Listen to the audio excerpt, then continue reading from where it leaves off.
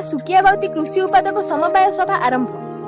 ढेंकानाल जिला हिंदोल ब्लॉक अंतर्गत 7 माइल छक हाट मंडपठारे कृषि उत्पादक समवाय समिति सभा अनुष्ठित होई जाइछि।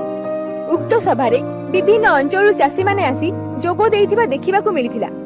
चाषी माने केउ भली भाबे समवाय द्वारा उपकृत होई परिबे ओ शीतल भंडार निर्माण करी बजार पनिपरिबा बिक्री करी निजर रोजगार करि परिबे ता सभार मुख्य आलोचना होइथिला। एथिरे ढेंकानाल समवाय टीम रो लीडर चिन्मय भूया मुख्य अतिथि भाबे जोगो देइथिले ओ हिंदोल एनएस रो श्यामगन भूतिया मध्ये जोगो देइथिबा देखिबाकू मिलिथिला। उक्त सभा कार्यटी बहु शांति श्रृंखला सह होइथिबा जणा पड़िछि। मु चिन्मय भूया हर्ष ट्रस्ट एनजीओ तरफ टीम लीडर हिसाब से ढेंकानाल डिस्ट्रिक्ट कार्यरत अछि। सर आपनकर जो मां सुकियाबाउती जो ट्रस्ट गठन होइछि कोऑपरेटिव सोसाइटी होइछि यार कोन सब लक्ष्य अछि? एटा गोटे केंद्र सरकार गोटे योजना, केंद्र सरकार कृषि और कृषक कल्याण विभाग एटा गोटे योजना जहाँफल कि आम टोटाल ढेंकानाल जिलार 3 गोटी ब्लॉक रे आमे गोटे चाषी समवाय समिति गठन करूछु।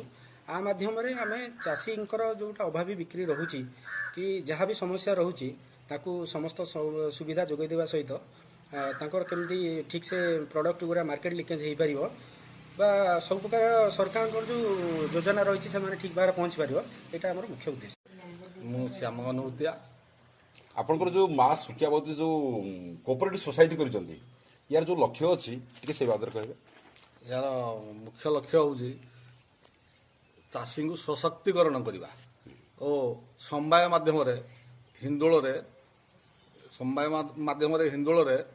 जो चाषी किपरि उन्नति हो पार, चाषर किपरि उन्नति हो पार और लोकंर किपरि चाषी मानकर भल कार्य हो पार आम सब बर्तमान लगी।